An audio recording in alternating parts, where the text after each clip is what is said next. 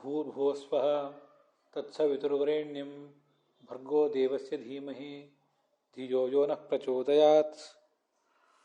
ओम जन्माद्यस्येतोऽन्वयादितरतश्चार्थेष्वभिज्ञस्वराट् तेने ब्रह्महृदायादिकवये मुह्यन्ति यं सूरयः।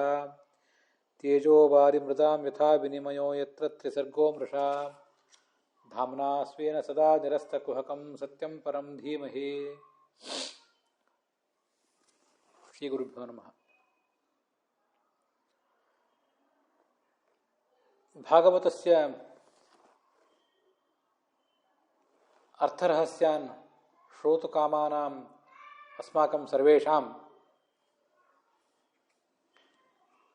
भागवतस्य महत्त्वं वर्णयत् गरुडपुराणस्य वाक्यं यत् अर्थोऽयं ब्रह्मसूत्राणां भारतार्थविनिर्णयः गायत्री भाष्यरूपोऽसौ वेदार्थ परिब्रह्मितः पुराणानां साररूपः साक्षात् भगवतोदितः द्वादशस्कन्धसंयुक्तः शतविच्छेदसंयुतः ग्रन्थोऽष्टादशसहस्रः श्रीमद्भागवतापितः इति श्लोकोऽपि गते दिवसे प्रास्तूयत। सोऽयं च श्लोकः इदं भागवतं शास्त्रं ब्रह्मसूत्राणाम् अर्थविवरणरूपम् इति व्याख्याति। भारतस्य अर्थनिर्णयाः केचन भागवतेन भवन्ति। भागवतस्य च केचन अस्पष्टाः अर्थाः भारतेन निरूप्यन्ते। एवं भागवतभारतयोः अन्योन्यः सम्बन्धोऽपि वर्तते। गायत्र्याः यानि दशपदानि दशरूपेण अवतीर्णं भगवन्तं मत्स्यादिरूपं वर्णयन्ति, तानेव अवतारान् भागवतमपि अनेकेषु एतेषु स्कन्धेषु वर्णयति। विशिष्य च दशमस्कन्धे कृष्णं, नवमस्कन्धे रामं, परशुरामं, बुद्धं, मत्स्यं, कल्किनमिति सर्वानपि अवतारान् भागवतं वर्णयत्येव। तथा च गायत्री भाष्यरूपमिदं भागवतं वेदार्थपरिब्रह्मितः वेदार्थविशिष्टः अयं भागवतग्रन्थः। अपि च भागवतभारताभ्यामेव सर्वान् वेदान् समुपबृंहयेत्। सर्वेषु पुराणेषु मध्ये, 18 पुराणेषु मध्ये अयमेव भागवताख्यः ग्रन्थः साररूपः। साक्षात् भगवता एव उदितः अयम्। अन्यानि पुराणानि सर्वाण्यपि भगवता उदितानि, तथापि तेषु पुराणेषु मध्ये अन्ये केचन वक्तारः, तेषाम् अर्थानां वक्तारः तेषु पुराणेषु दृश्यन्ते। इदं तु भागवतपुराणं भगवता बादरायणेनैव समाधिरूपेण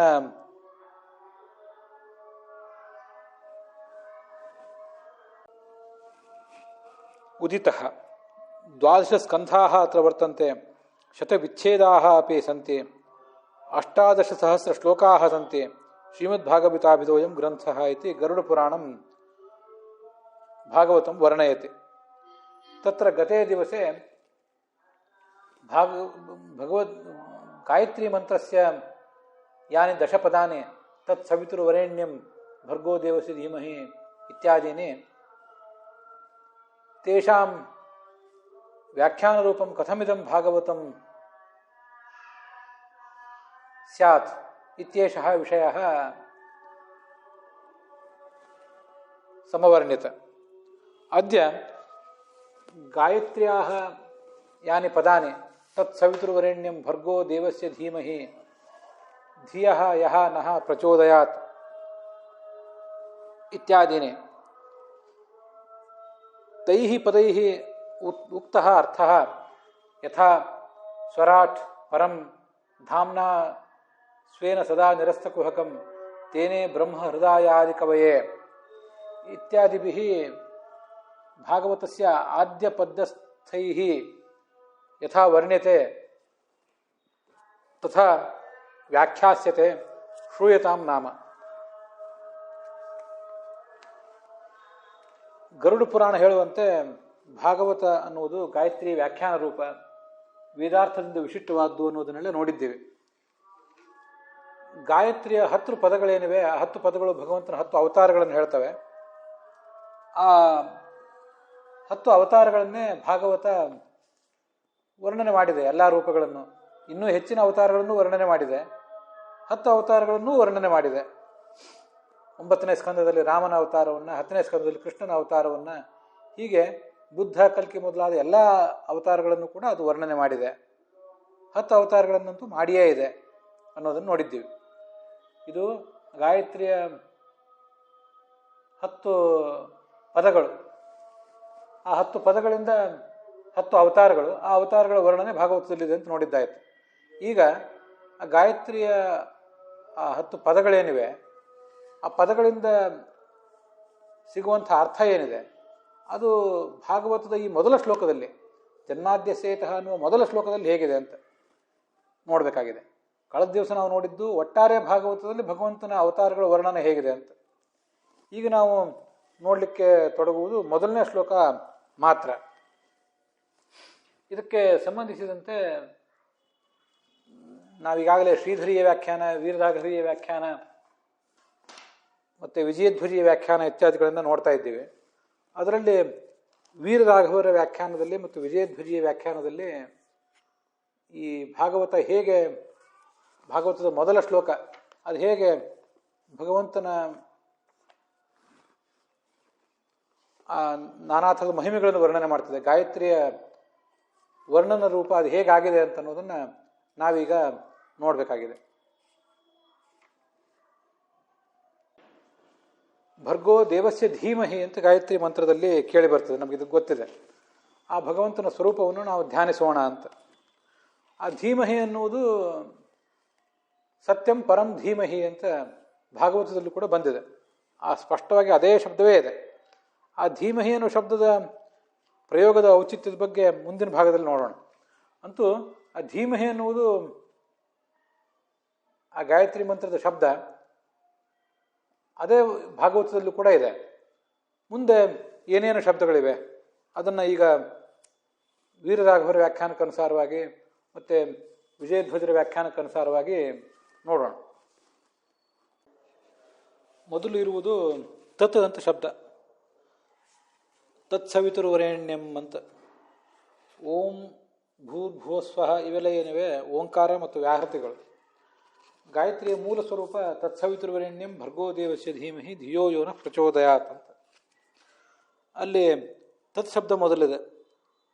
ಆ ತತ್ಪದದ ವ್ಯಾಖ್ಯಾನ ಸ್ವರಾಟ್ ಅಂತ ವಿಜಯಧ್ವಜರ ತೀರ್ಥರ ವ್ಯಾಖ್ಯಾನದಿಂದ ಕಂಡು ಬರ್ತದೆ. ತತ್ಪದಾರ್ಥ ವ್ಯಾಖ್ಯಾನಂ ಸ್ವರಾಡಿತೆ. ತತ್ ಎಂಬ ಶಬ್ದಕ್ಕೆ ಹಾಗಾದ್ರೆ ಏನರ್ಥ? ಸರ್ವಮೂಲದಲ್ಲಿ ಆಚಾರ್ಯರು ತತ್ ಎಂಬ ಶಬ್ದಕ್ಕೆ ಏನೇನು ಅರ್ಥಗಳನ್ನು ಹೇಳಿದ್ದಾರೆ ಅಂತ ಅನ್ನೋದನ್ನು ನೋಡಬೇಕು. ತತ್ ಅಂದರೆ ವ್ಯಾಪ್ತನಾದ್ರಿಂದ. ತತ್ ತತೇಹೆ ಛಾಂದೋಗ್ಯ ಉಪನಿಷತ್ ಭಾಷ್ಯದಲ್ಲಿ ಹಾಗಿದೆ. ತತತ್ವಾದ್ ಏಕರೂಪತ್ವಾತ್.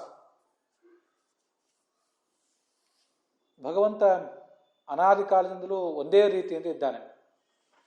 ಆದ್ದರಿಂದ ಆ ಭಗವಂತನನ್ನು ತತ್ ಅಂತ ಹೇಳ್ತಾರೆ. ತತ್ ಪರಂ ಬ್ರಹ್ಮಕೀರ್ತಿತಂ ತದೇವ ತಾದೃಶಂ ಪ್ರೋಕ್ತಂ ನೈವ ಅನ್ಯತ್ ತಾದೃಶಂ ಕಿಂಚಿತ್ ತದೇತತ್ ಸತ್ಯಮೇವ ಆಸೀತ್ ವಾಸುದೇವಾಖ್ಯಂ ಅವ್ಯಯಂ. ಇದು ಬ್ರಹ್ಮತರ್ಕದ ಮಾತು ಬೃಹದಾರಣ್ಯಕ ಉಪನಿಷತ್ ಭಾಷ್ಯದಲ್ಲಿ. ಆ ಬ್ರಹ್ಮ ಒಂದೇ, ತನಗೆ ಸದೃಶವಾದ ವಸ್ತು ಅಂದ್ರೆ ಬ್ರಹ್ಮ ಒಂದೇ, ಅದನ್ನು ಬಿಟ್ಟು ಬೇರೆ ಯಾವುದೂ ಇಲ್ಲ.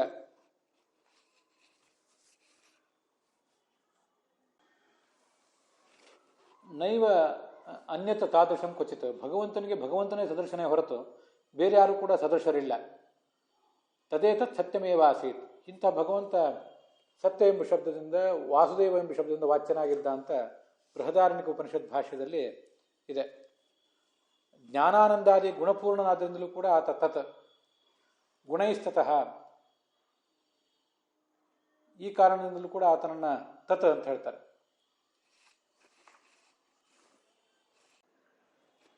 ಹೀಗೆ ತತ್ ಶಬ್ದಕ್ಕೆ ತನಗೆ ತಾನೇ ಸದೃಶನಾದವನು ಇನ್ನು ಬೇರೆ ಯಾರು ಕೂಡ ತನಗೆ ಸದೃಶರಿಲ್ಲ ಅಂತ ಅರ್ಥ ಇದೆ. ಸ್ವರಾಟ್ ಅನ್ನುವುದನ್ನು ಹಾಗೆ ನಾವು ವ್ಯಾಖ್ಯಾನಿಸಬಹುದು. ಸ್ವಯಮೇವ ರಾಜತೆ, ಸ್ವಯಮೇವ ರಾಜತೆ ಇತಿ ಸ್ವರಾಟ್. ತಾನೊಬ್ಬನೇ ಸಕಲ ಗುಣ ಪರಿಪೂರ್ಣನಾಗಿ ಬೇರೆ ಯಾರೂ ತನಗೆ ಸದೃಶರಿಲ್ಲದೆ ಅದ್ವಿತೀಯನಾಗಿ ಅವನು ರಾಜಿಸ್ತಾ ಇದ್ದಾನೆ. ಅವನಿಗೆ ಸದೃಶರಾದವರು ಯಾರೂ ಇಲ್ಲ.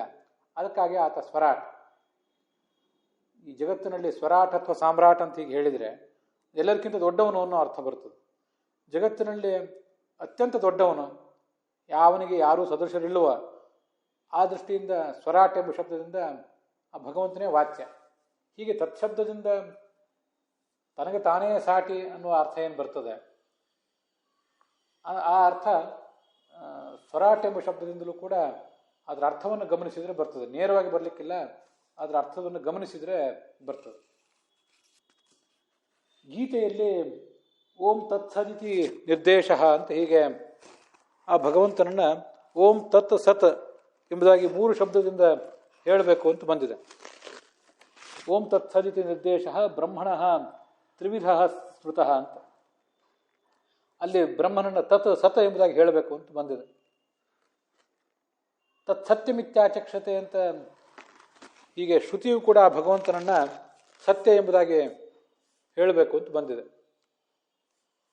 ಗಾಯತ್ರಿಯ ಈ ಭಾಗವತದ ಈ ಶ್ಲೋಕದಲ್ಲಿ ಸತ್ಯಂ ಪರಂ ಧೀಮಹಿ ಅಂತ ಏನಿದೆ, ಆ ಸತ್ಯ ಎಂಬ ಶಬ್ದ ಗಾಯತ್ರಿಯ ಪ್ರಥಮ ಪದ ತತ್ ಎಂಬ ಶಬ್ದಕ್ಕೆ ಹೋಲ್ತದೆ. ಯಾಕೆಂದರೆ ತತ್ ಎಂಬ ಶಬ್ದ ಸತ್ಯ ಎಂಬ ಶಬ್ದಕ್ಕೆ ಪರ್ಯಾಯ ಅಂತ ಅರ್ಥ. ಹೀಗೂ ಕೂಡ ಕೆಲವರು ವ್ಯಾಖ್ಯಾನ ಮಾಡಿದ್ದಾರೆ. ಆಚಾರ್ಯ ಭಾಗವತ ತಾತ್ಪರ್ಯದಲ್ಲಿ ಈ ಹಿಂದೆ ಹೇಳಿದ್ದಾರೆ, ಅದನ್ನು ನಾವು ನೋಡಿದ್ದೀವಿ. ಸತ್ಯಂ ನಿತ್ಯ ನಿರ್ದುಃಖ ನಿರತಶಯ ಆನಂದ ಅನುಭವ ರೂಪಂ, ಸದಾ ಆನಂದ ಸ್ವರೂಪನಾದವನಿ ಭಗವಂತ ಅಂತ ಅರ್ಥ ಹೇಳಿದ್ದಾರೆ. ಮತ್ತೆ ಆನಂದ ಮಾತ್ರ ಅಲ್ಲ, ಸಣ್ಣ ಸಾಧುಗುಣ ಪೂರ್ಣತ್ವ ಅಂತ ಮತ್ತೊಂದು ಕಡೆ ಬಂದಿದೆ. ಭಗವಂತ ಸತ್ಶಬ್ದದಿಂದ ಯಾಕೆ ವಾಚ್ಯ ಅಂದರೆ ಸಾಧುಗುಣ ಪರಿಪೂರ್ಣನಾದ್ದರಿಂದ. ಸಣ್ಣ ಶಬ್ದವು ಸತ್ಯ ಶಬ್ದವು ಒಂದೇ, ಬೇರೆ ಏನಲ್ಲ. ಅವು ಒಂದು ಅಕಾರ ಅಂತ ಶಬ್ದ, ಒಂದು ತಕಾರ ಅಂತ ಶಬ್ದ, ಇಷ್ಟೇ. ಆದ್ದರಿಂದ ಸತ್ಯ ಎಂಬ ಶಬ್ದಕ್ಕೆ ಸರ್ವಗುಣ ಪರಿಪೂರ್ಣ ಅಂತ ಅರ್ಥ ಬಂದೇ ಬರ್ತದೆ.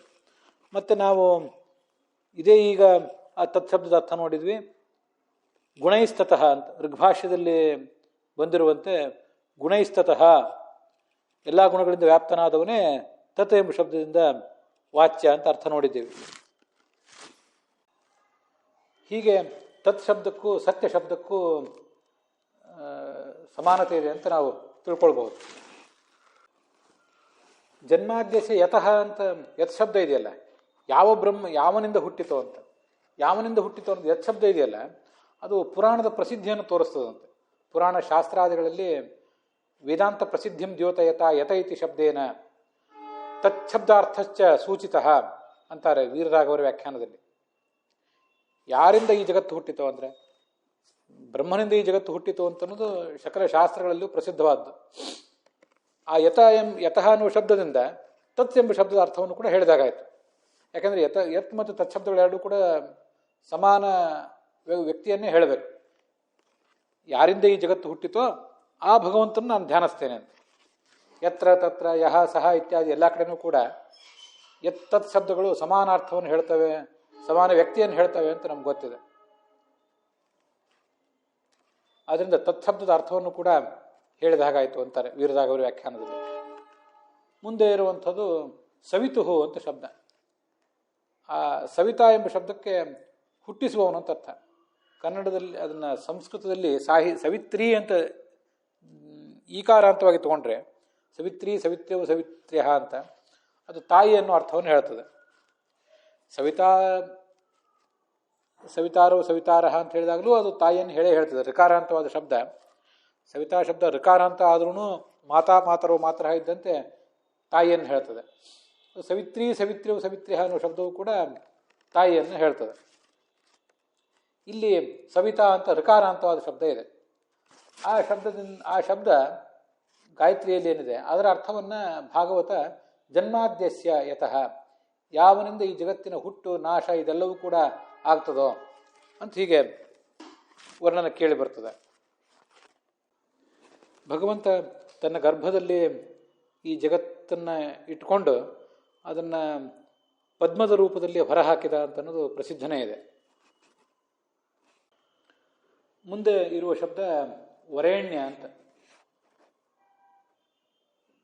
ಈ ಹಿಂದೆ ನಾವು ನೋಡಿದ ಶಬ್ದ ಸವಿತು ಅಂತ. ಸವಿತೃ ಅನ್ನೋ ಶಬ್ದದ ಅರ್ಥವನ್ನು ಜನ್ಮಾದೇಶೇತಃ ಅನ್ನೋ ಭಾಗವತದ ಶಬ್ದ ಹೇಳ್ತದೆ ಅಂತ ವೀರರಾಘವರ ವ್ಯಾಖ್ಯಾನದಲ್ಲಿಯೂ ಮತ್ತು ವಿಜಯಧ್ವಜರ ವ್ಯಾಖ್ಯಾನದಲ್ಲಿಯೂ ಸಮಾನವಾಗಿದೆ. ಮುಂದೆ ವರೇಣ್ಯ ಅಂತ ಶಬ್ದ. ವರೇಣ್ಯ ಎಂಬ ಶಬ್ದದ ಅರ್ಥವನ್ನು ಸೂರಯ ಅನ್ನೋ ಶಬ್ದ ವ್ಯಾಖ್ಯಾನ ಮಾಡ್ತದೆ ಅಂತ ವೀರರಾಘವರ ವ್ಯಾಖ್ಯಾನದಲ್ಲಿದೆ. ವರೇಣ್ಯ ಅನ್ನೋದರ ವ್ಯಾಖ್ಯಾನ ರೂಪ ಪರ ಅಂತ ವಿಜಯಧ್ವಜರ ವ್ಯಾಖ್ಯಾನದಲ್ಲಿದೆ. ಅದೆರಡನ್ನೂ ಹೇಗೆ ಅಂತ ಈಗ ನಾವು ನೋಡಬೇಕು. ಸೂರಯ ಇತ್ಯನೇನ ವರೇಣ್ಯ ಶಬ್ದಸ್ಯ ಅರ್ಥ ಉಕ್ತ ಅಂತಾರೆ ವೀರರಾಘವರು. ಅದಕ್ಕೆ ಸಾವಿತ್ರಿ ವಿವರಣ ಅನ್ನೋ ಒಂದು ಗ್ರಂಥದ ವಿವರಣವನ್ನು ಕೂಡ ಕೊಡ್ತಾರೆ. ವರೇಣ್ಯ ಅಂತಿದೆಯಲ್ಲ, ವರೈಹಿ ನೇಯಂ ವರೇಣ್ಯಂ ತು ವರಾಧ್ಯಾತಾರ ಈರಿತಾಹ ಅಂತ ಅವ್ರದ್ದೊಂದು ವಿವರಣೆ. ನಾನು ವರೇಣ್ಯ ಅನ್ನೋ ಶಬ್ದವನ್ನು ವೀರರಾಘವರ ವ್ಯಾಖ್ಯಾನದಲ್ಲಿ ಹೀಗೆ ಹೇಳ್ತಾರೆ. ಅದಕ್ಕೆ ಸಾವಿತ್ರಿ ವಿವರಣ ಅನ್ನೋ ಗ್ರಂಥವನ್ನು ಉದ್ಧರಿಸ್ತಾರೆ ಅವರು. ವರೇಣ್ಯ ಅಂತಿದೆಯಲ್ಲ, ಣ್ಯ ಅಂದರೆ ಅದು ಣ ಮತ್ತು ಯ ಅನ್ನುವ ಎರಡು ಶಬ್ದಗಳ ಸಂಗಮ ರೂಪ. ವರೈಹಿ ನೇಯಂ ವರೇಣ್ಯಂ ತೋ ವರಾಹ ಧ್ಯಾತಾರ ಈರಿತಾಹ ಅಂತ ಆ ಸಾವಿತ್ರಿ ವಿವರಣ ಅನ್ನೋ ಗ್ರಂಥದ ವಿವರಣ. ಸಾವಿತ್ರಿ ವಿವರಣ ಅನ್ನೋ ಗ್ರಂಥ ಸರ್ವಜ್ಞರು ಆ ಸಾವಿತ್ರಿ ವಿವರಣ ಗ್ರಂಥದಲ್ಲಿ ಹೇಳಿದ್ದಾರೆ ಅಂತ ಬರೆದಿದ್ದಾರೆ. ಸರ್ವಜ್ಞರು ಅಂದರೆ ಯಾರು? ರಾಮಾನುಜರು ಇದ್ದಿರಬೇಕು ಅವರ ಅಭಿಪ್ರಾಯದಂತೆ. ಅದೇನೇ ಇರಲಿ, ಅಂತೂ ವೀರರಾಘವರು ತಮ್ಮ ಜನ್ಮಾದ್ಯಸೇತಃ ಅನ್ನೋ ಶ್ಲೋಕದ ವ್ಯಾಖ್ಯಾನದಲ್ಲಿ ಆ ಸಾವಿತ್ರಿ ವಿವರಣದ ಗ್ರಂಥವನ್ನು ಹೀಗೆ ಉದ್ಧರಿಸಿದ್ದಾರೆ. ಅದರಿಂದ ವರರು ಅಂದರೆ ಧ್ಯಾನ ಮಾಡುವವರು ಅಂತ ಅರ್ಥ. ಆ ಧ್ಯಾನ ಮಾಡುವ ಸಾಧಕರಿಂದ ನೇಯ ಸಾಕ್ಷಾತ್ಕರಿಸಿಕೊಳ್ಳಲ್ಪಡುವಂಥವನು. ಆದ್ದರಿಂದ ಆತ ಭಗವಂತ ವರನೇಯನೇ ವರೇಣ್ಯನಾಗಿದ್ದಾನೆ ಅಂತ ವರ್ಣನೆ ಮಾಡ್ತದೆ.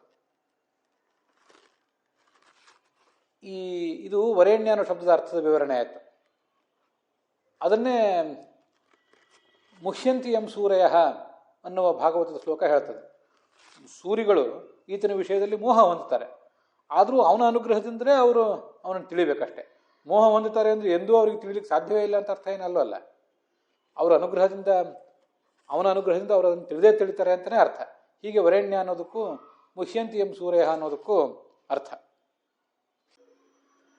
ವಿಜಯಧ್ವಜರ ವ್ಯಾಖ್ಯಾನದಲ್ಲಿ ಹೀಗಿದೆ: ವಾಮಂ ವರೇಣ್ಯಂ ಪರಂ ಅಂತ ಒಂದು ಅಭಿಧಾನ. ಈ ಕೋಶಕ್ಕನುಸಾರವಾಗಿ ವಾಮ ಮತ್ತು ವರೇಣ್ಯ ಪರ ಈ ಮೂರು ಒಂದೇ ಅರ್ಥವನ್ನು ಹೇಳ್ತವೆ.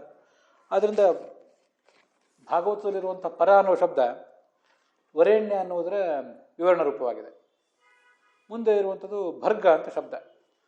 ಭರ್ಗ ಅನ್ನುವ ಶಬ್ದಕ್ಕೆ ಜ್ಯೋತಿ ರೂಪವಾದದ್ದು ಅಂತ ಹೀಗರ್ಥ. ಭರ್ಗ ತೇಜ ಸಮಾಖ್ಯಾತಂ ಅಂತ ವೀರರಾಘವರ ವ್ಯಾಖ್ಯಾನದಲ್ಲಿರೋದು. ಭರ್ಗ ಅಂದರೆ ತೇಜಸ್ಸು, ಬೆಳಕು, ಜ್ಞಾನದ ಬೆಳಕು. ಭರ್ಜಯತಿ ಅಖಿಲಂ ಕಷ್ಟಂ ಅಂತ ಇನ್ನೊಂದು ಮಾತನ್ನು ಅವರು ಉದ್ಧರಿಸ್ತಾರೆ. ಎಲ್ಲ ಕಷ್ಟವನ್ನು ಈ ಭಗವಂತ ಹುರಿದು ನಾಶ ಮಾಡಿಬಿಡುವವನು ಅಂತ. ಈ ಭರ್ಗ ಅನ್ನೋ ಶಬ್ದ ಗಾಯತ್ರಿದೇನಿದೆ ಅದರ ಅರ್ಥವನ್ನೇ ಧಾಮ್ನಾ ಸ್ವೇನ ಸದಾ ನಿರಸ್ತ ಕುಹಕಂ ಅನ್ನೋದು ವಿವರಿಸಿದೆ ಅಂತಾರೆ. ಭರ್ಗ ಅಂದರೆ ಜ್ಞಾನಸ್ವರೂಪ ಅಂತ ಅರ್ಥ, ಬೆಳಕಿನ ರೂಪ ಅಂತ ಅರ್ಥ, ಮತ್ತು ಎಲ್ಲ ಕಷ್ಟಗಳನ್ನು ನಾಶ ಮಾಡುವವನು ಅಂತನೂ ಅರ್ಥ. ಧಾಮ್ನಾ ಸ್ವೇನ ಸದಾ ನಿರಸ್ತ ಕುಹಕಂ ಅನ್ನೋದರಿಂದ ಸ್ವೇನ ಧಾಮ್ನ ತನ್ನ ಬೆಳಕು, ತನ್ನ ಮಹಿಮೆಯಿಂದ ಆ ಭಗವಂತ ಅಖಿಲ ಕುಹಕ, ಎಲ್ಲ ದೋಷಗಳನ್ನು ಕೂಡ, ನಮ್ಮ ದೋಷವನ್ನು ನಾಶ ಮಾಡುವವನು, ಮತ್ತು ಅವನಲ್ಲಿಯೂ ಕೂಡ ದೋಷ ಯಾವತ್ತೂ ಕೂಡ ಇಲ್ಲವೇ ಇಲ್ಲ. ಅದೆಲ್ಲವೂ ಆಗಿರುವುದು ಆತನ ಧಾಮದಿಂದ. ಧಾಮ ಅನ್ನೋ ಶಬ್ದಕ್ಕೆ ಸಹಜವಾಗಿಯೇ ಆಶ್ರಯ ಅಂತ ಅರ್ಥ ಇರೋದಂತೂ ಎಲ್ರಿಗೂ ಗೊತ್ತಿದ್ದೇ ಇದೆ. ಘನತೆ, ಶಕ್ತಿ, ಹೀಗೆಲ್ಲ ಅರ್ಥ ಇದೆ. ಅದಲ್ಲದೇ ಕಿರಣ, ರಶ್ಮಿ ಅಂತ ಅರ್ಥ ಇದೆ. ಆದ್ದರಿಂದನೇ ಈ ಬೆಳಕು ಅಂತ ಹೀಗೆ ಅರ್ಥ ಅದಕ್ಕೆ ಸಹಜವಾಗೇ ಬರ್ತದೆ ಧಾಮ ಎಂಬ ಶಬ್ದದಿಂದ. ಅದರಿಂದ ಧಾಮ್ನಾ ಸ್ವೇನ ತನ್ನ ಬೆಳಕಿನಿಂದ, ನಿರಸ್ತ ಕುಹಕಂ ಎಲ್ಲ ದೋಷಗಳನ್ನು ನಾಶ ಮಾಡುವವನು ಅಂತ ಹೀಗೆ ಅದರ ಅರ್ಥ. ಅದನ್ನೇ ಮತ್ತು ಭರ್ಗ ಎಂಬ ಶಬ್ದವು ಕೂಡ ವ್ಯಾಖ್ಯಾನ ಮಾಡಿದೆ. ವಿಜಯಧ್ವಜರು ಕೂಡ ಹಾಗೆ ಅರ್ಥ ಹೇಳ್ತಾರೆ. ಭರ್ಗ ಅಂದರೆ ಸಕಲ ದುರಿತ ಭರ್ಜನಂ, ಎಲ್ಲ ದುರಿತಗಳನ್ನು ಕೂಡ ಭರ್ಜನ ಮಾಡುವ ರೂಪ ಭಗವಂತಂದು ಅಂತ ವಿಜಯಧ್ವಜರ ವ್ಯಾಖ್ಯಾನ. ಮುಂದೆ ಇರುವಂಥದ್ದು ಧಿಯೋ ಯೋನ ಪ್ರಚೋದಯಾತ್ ಅಂತ. ಅನೇಕ ಕಡೆ ವೀರರಾಘವರು ಹೇಳಿದ್ದಕ್ಕೂ ವಿಜಯಧ್ವಜರು ಹೇಳಿದ್ದಕ್ಕೂ ಒಂದು ಹೊಂದಾಣಿಕೆ ಇದೆ.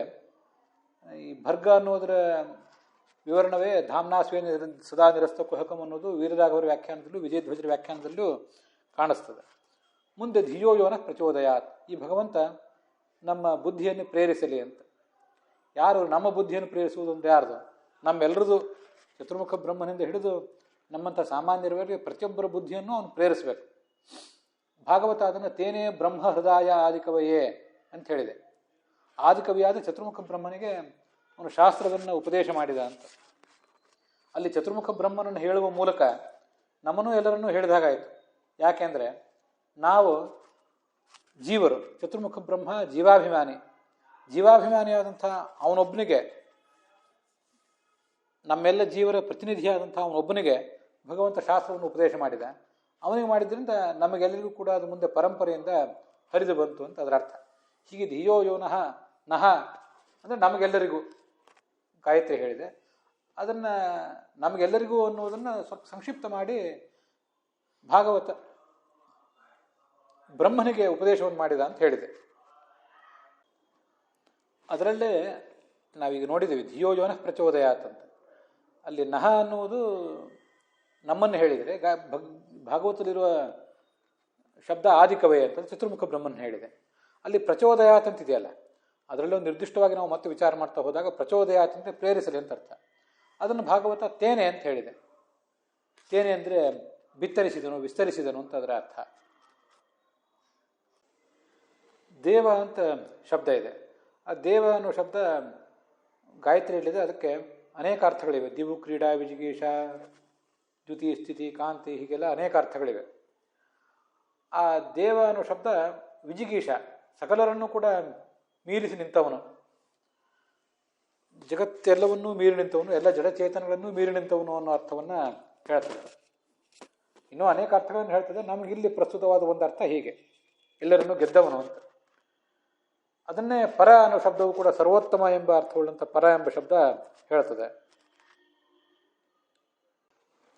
ದೇವ ಅನ್ನೋ ಶಬ್ದ ಕ್ರೀಡೆಯನ್ನು ಕೂಡ ಹೇಳ್ತದೆ. ಕ್ರೀಡೆ ಅಂದರೆ ಈ ಜಗತ್ತಿಗೆ ಸೃಷ್ಟಿ ಮಾಡುವುದು, ಪಾಲನೆ ಮಾಡುವುದು, ನಾಶ ಮಾಡುವುದು, ಅದಕ್ಕೆ ಜ್ಞಾನ ಅಜ್ಞಾನ ಇತ್ಯಾದಿಗಳನ್ನು ಕೊಡುವುದು, ಇದೆಲ್ಲವೂ ಕೂಡ ಭಗವಂತನ ಒಂದು ಲೀಲಾ ಮಾತ್ರ, ಕ್ರೀಡೆ ಮಾತ್ರ ಅನ್ನೋದು ನಮ್ಗೆ ಗೊತ್ತಿದೆ. ಜ್ಞಾನವನ್ನು ಕೊಡುವುದು ಕ್ರೀಡೆ, ಅಜ್ಞಾನವನ್ನು ಕೊಡುವುದು ಆತನ ಕ್ರೀಡೆಯೇ, ಅದೊಂದು ಅವನ ಲೀಲಾ ವಿಹಾರವೇ. ಆದ್ದರಿಂದ ದೇವ ಅಂದರೆ ಹೀಗೆ ನಾನಾ ಥರದ ವಿಹಾರ ಮಾಡುವವನು ಅಂತ ಅರ್ಥ. ಇಲ್ಲಿ ತೇಜೋವಾರಿ ಮೃದಾಂ ಯಥಾ ವಿನಿಮಯ ಯತ್ತ ತ್ರಿಸರ್ಗ ಮೃಷ ಅಂತ ಹೀಗೆ ಬಂದಿದೆ. ಹೀಗೆ ಬಂದಿರುವುದರಿಂದ ಭಗವಂತ ತನ್ನ ಮೂಲ ರೂಪದಿಂದ ಅವತಾರಗಳನ್ನು ಮಾಡುವುದು, ಮತ್ತು ಈ ತನ್ನ ಪ್ರತಿಬಿಂಬರಾದಂಥ ಜೀವರನ್ನು ಸೃಷ್ಟಿಸುವುದು, ಮತ್ತು ಜಡವನ್ನು ಸೃಷ್ಟಿಸುವುದು, ಹೀಗೆ ತ್ರಿಸರ್ಗ. ಎತ್ರ ತ್ರಿಸರ್ಗೋ ಮೃಷ ತೇಜೋವಾರಿ ಮೃದಾಂ ಯಥಾ ವಿನಿಮಯ ಅನ್ನೋ ಮಾತಿನಿಂದ ಭಾಗವತದ ದೇವ ಅನ್ನುವುದನ್ನು ವಿಸ್ತರಿಸಿದೆ ಅಂತ ಹೀಗೊಂದು ನಂದು ಒಂದು ವ್ಯಾಖ್ಯಾನ ಇದೆ ಈ ನಡುವೆ. ಹೀಗೆ ಗಾಯತ್ರಿಯ ತತ್ ಸವಿತುರು ವರೇಣ್ಯಂ ಭರ್ಗೋ ದೇವಸ್ಯ ಧೀಮಹಿ ಧಿಯ ಯಹ ನಹ ಪ್ರಚೋದಯಾತ್ ಅನ್ನುವ ಶಬ್ದಗಳೇನಿವೆ ಅವು ಈ ಭಾಗವತದ ಜನ್ಮಾದ್ಯಸೇತಃ ಇತ್ಯಾದಿ ಶಬ್ದಗಳಿಂದ ಹೇಗೆ ಬಿತ್ತರಿಸಲ್ಪಟ್ಟಿವೆ, ಅದರ ವ್ಯಾಖ್ಯಾನ ಭಾಗವತ ಹೇಗೆ ಮಾಡಿದೆ ಗಾಯತ್ರಿಯ ಶಬ್ದಗಳನ್ನು ಅಂತನ್ನೋದನ್ನು ಯಥಾಮತಿ ನೋಡಿದ್ದೀವಿ. ಅಲ್ಲಿಗೆ ಈ ಭಾಗ ಸಮಾಪ್ತವಾಗಿದೆ.